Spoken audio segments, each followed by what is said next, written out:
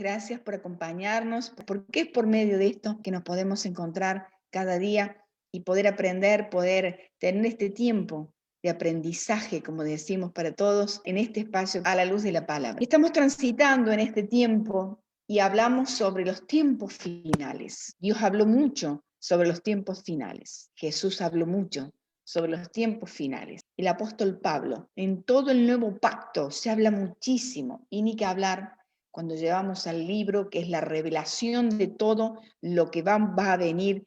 Tenemos un pasaje que es base para este tiempo, no es el único, simplemente que engloba todo lo que en realidad significan esto de los tiempos finales.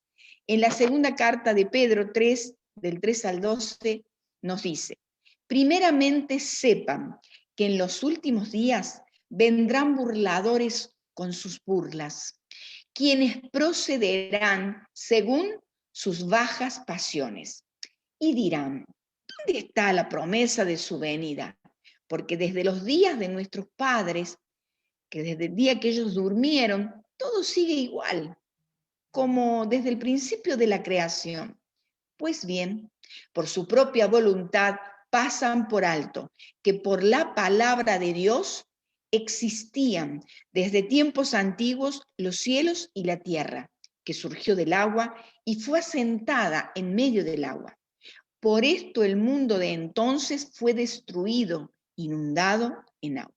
Pero la misma palabra, por esa misma palabra, los cielos y la tierra que ahora existen están reservados para el fuego, guardados hasta el día del juicio y de la destrucción de los hombres impíos.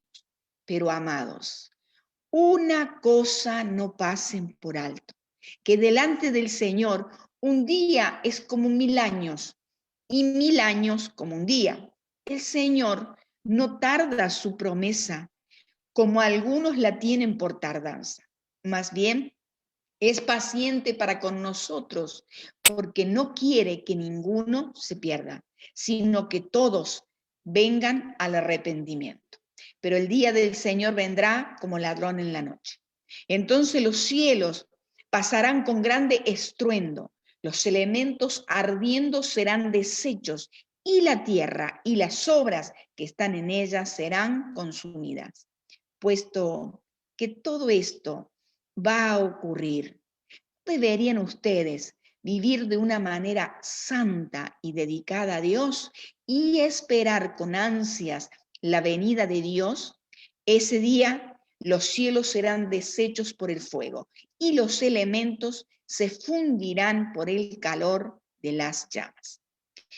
Lo habla el apóstol Pedro, no para asustarnos, sino para alentarnos unos a otros, que si todo esto va a ocurrir, ¿cómo no deberíamos vivir de una manera como nos pide Dios? Entonces esto nos insta a vivir en santidad y a ocuparnos de predicar del Evangelio para que muchos sean salvos. Y en este viaje escritural, el mensaje de los tiempos finales no está separado del resto del mensaje, de la redención, de la salvación, de la santificación, de la justificación. Todo armoniza para Dios, nada es disonante. El tema del mensaje profético que recibió Daniel, eso nos muestra un principio muy importante. Hay mensajes que Dios dejó para el Israel nación y hay otros mensajes que Dios dejó para el Israel espiritual, que es la iglesia.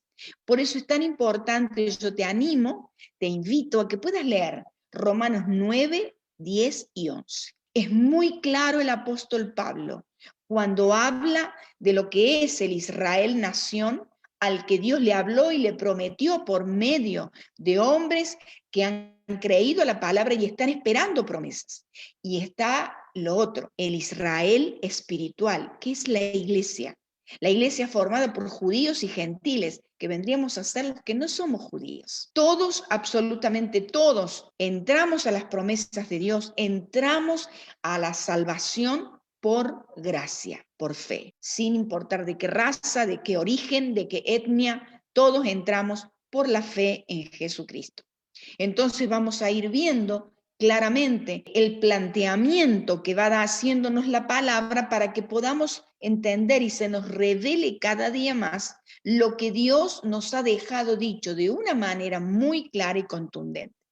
El apóstol Pablo habló mucho con respecto a los tiempos finales, habló de este misterio, habla de un tercer cielo, y a él se le reveló la iglesia como el Israel espiritual, cosa que en el antiguo pacto no ocurrió. Dios no tiene trato con ninguna nación en particular, salvo con Israel como nación. Hizo pacto con Abraham, con Isaac, con Jacob, con David, les prometió reino, territorio, promesas que todavía no se han cumplido. La semana 70, que se inaugura con el arrebatamiento de la iglesia, nos habla claramente de que eso va a ser un tiempo secreto.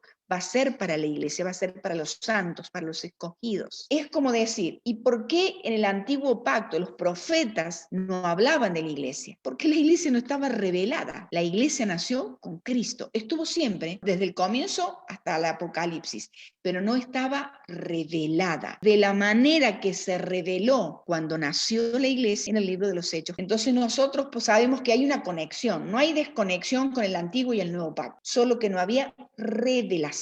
Entonces nosotros tenemos la tremenda bendición de poder ver hoy todo claramente a la luz de la palabra y de los tratos que Dios tiene con la nación de Israel y el trato que Dios tiene con el Israel espiritual, que es la iglesia. Es importante entender que la semana 70 de Daniel es la semana de la aflicción para Jacob, para Israel, no para la iglesia. A la gran tribulación se le llama el lloro de afuera. Hay pasajes que hablan, y será el lloro y el crujir de dientes. En la gran tribulación todo ojo le verá, pero el arrebatamiento es para la iglesia, para los santos. El arrebatamiento está dicho en las Escrituras. Sin santidad no podremos ser arrebatados. Así que Pablo nos instaba a vivir en santidad, porque ese es un requisito para el arrebatamiento. Vamos a seguir hablando sobre todo esto que es tan apasionante con respecto al arrebatamiento, a los tiempos finales,